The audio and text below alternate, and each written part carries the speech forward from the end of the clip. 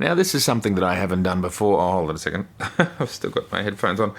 That's just because I was testing the sound. Hello everybody, it's so good to see you. I'm having a cup of tea in my Pantone Cyan coffee cup. I don't drink coffee. Sorry, Peter McKinnon, but I don't. I drink tea. Weird, right? Let's do a video. Should we do a video? What I'm going to talk about in this video is the fact that I pretty much dropped and broke some stuff. That's first cab off the rank. The next one is I want to talk about the 24-200 Z mount lens. I think it's coming soon. Then we're going to talk about, well, what's Tamron up to? And I think this is exciting news for the Z mount. And then finally, what's going on with the 70-200? Well, let's do this thing. Okay, cheers. Tea. Whew, a lot of caffeine, gonna blow my mind.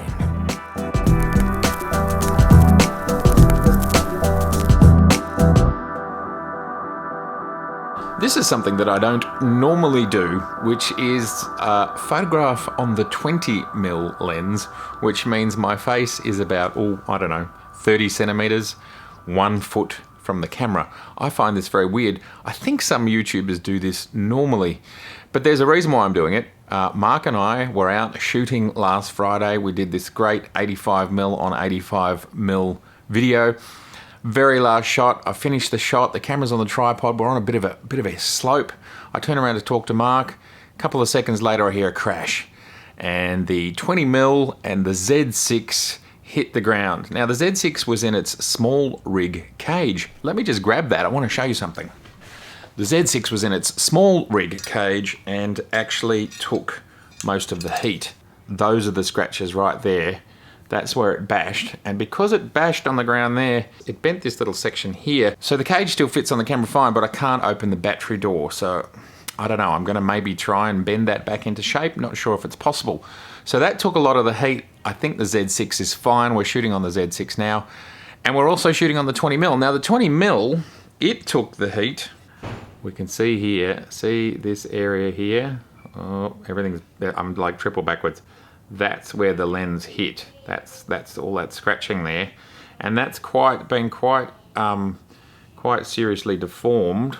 The glass broke, so the lens hit. It hit the filter. The filter took about, I would say, 90% of the shock. I think there might be a very, so it's deformed. It broke. I've got the glass out. I don't think the lens actually took any of it, or it might have just taken a tiny bit. But because the lens filter is deformed, I'm struggling to get it off. If anybody has any ideas on how I get that off, I would love to hear them. Look, I think that the whole thing has shown me how tough they are, because when it fell onto asphalt, which is basically like concrete, especially when it's cold. And yeah, it was quite a smack, and I was quite sad. Anyway, here we are, we're shooting on it in 4K. I wanted to shoot in 4K just to see if everything was rocking out. The autofocus is working, and well, so interestingly, people have talked about the fact that the Z lenses look cheap. Well, after what I just did to it, I don't think it's cheap at all. And they say it's plastic. Well, it's not plastic. I can see it's metal. I can see it's metal because it has very slightly deformed. So I don't know what they've done with the metal to make it kind of look and feel like plastic, yet it's metal. That's the magic of technology. They've done something interesting there, haven't they? So anyway, this is why I'm shooting particularly close. Don't normally do this, but we are testing the 20mm on the Z6. They both had a bad day. It was a bit of a bad afternoon. Over 30 years of photography, I've only ever dropped or broken about 3 things. So it's pretty unusual. And I didn't really drop it. It was on a tripod, and the tripod was just on. Obviously, we were right at the tipping point of the balance of the tripod, because we're on quite a slope.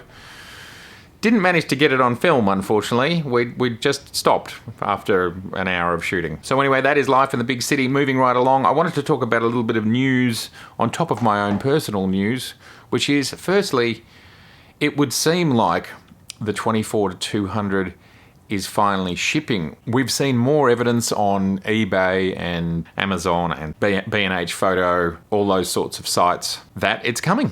The 24, and I think it's today. So today, the 19th. So if you're seeing this after the 19th of June, they're supposed to be shipping today.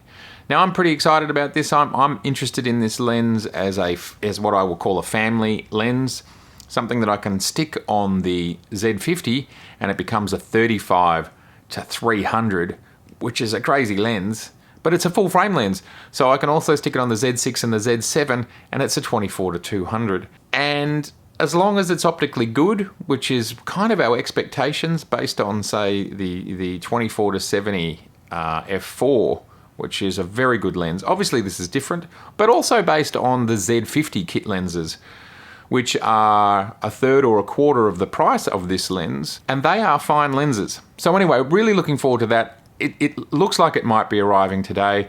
I'm actually going to go into the city today and see if I can get my hands on one or at least order one. There's crazy sales going on at the moment, as usual, end of financial year, so that helps as well. Hopefully, in the next week or two, we can actually see some real-world usage of the 24 to 70 Z mount super zoom on the Z50, the Z6, and the Z7. I'll do it all. That's the first bit of news. The next bit of news is, well, isn't it interesting? There was a murmur that Tamron was going to be making Z-mount lenses, native Z-mount lenses, and it seems to be true. A rep has actually come out and on the record has said, yes, this is true, yes, this is happening.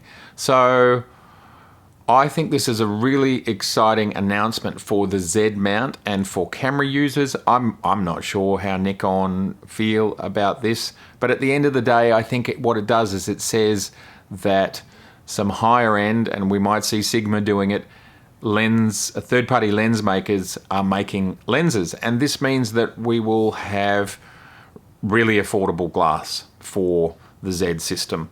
I mean, I think the Z primes are just spectacular for the price that you pay relative to the old days of F-mount, DSLR, etc., and all of their peers. Any glass that's cheaper than that but still pretty good, I mean, it's going to make photography so affordable for everybody, and there's just going to be options. So ultimately, I think that's a good thing for the Z mount. So I was looking at some third-party lenses, and I've seen that there are actually some already manual focus third-party Z lenses around. And I saw an 85mm 1.4, and I thought, geez, maybe I should just get my hands on that, because it was pretty cheap. It was like $400 or $500 in this country, just to see what it's like. So let me know in the comments if you'd be interested in that. I can't quite remember the name of the manufacturer, but it is a manual 85mm 1.4 native Z lens.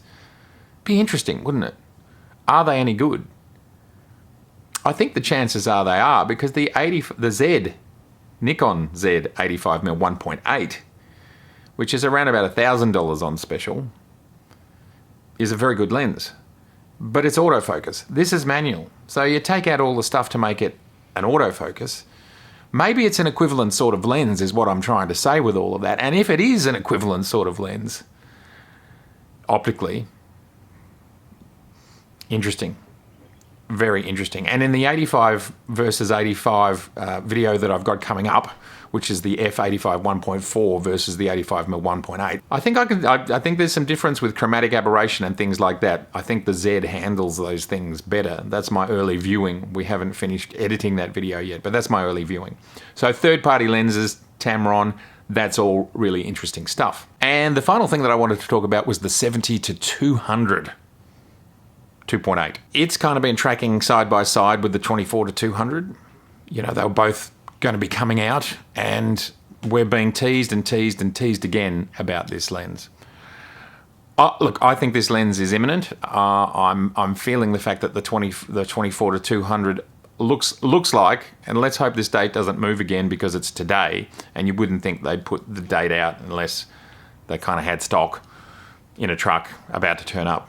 So I'm hoping that what we'll see is this lens comes out into the wild, and then that really leaves space for the only other lens that Nikon have that's formally announced, which is the 70 to 200. So I'm hoping that we see the 70 to 200 really soon. Well, as always, everybody, it's so good to see you. Thank you so much for being here today for this quick update on a few things that are going on in my world, as well as in the Nikon lens space. It's all exciting stuff. Can't wait to show you the 24 to 200 as soon as I can get one of those in my hands. If you like what you see and you want to come back, please come on back. And subscribe. That'd be great. Please share. It makes us smarter. Please like. Oh, that helps get the word out there. If you like it, it gets more reach, and oh, that'd be fantastic. And if you want to see more of me, there's over 200 videos that you can watch if you click on the Matto and Photography down there. Awesome. That's it from me. So good to see you. I will see you very soon with that 85V85 video. Ciao. Poor thing. Poor. Who would have thought a lens that's been dropped on its head can look that good?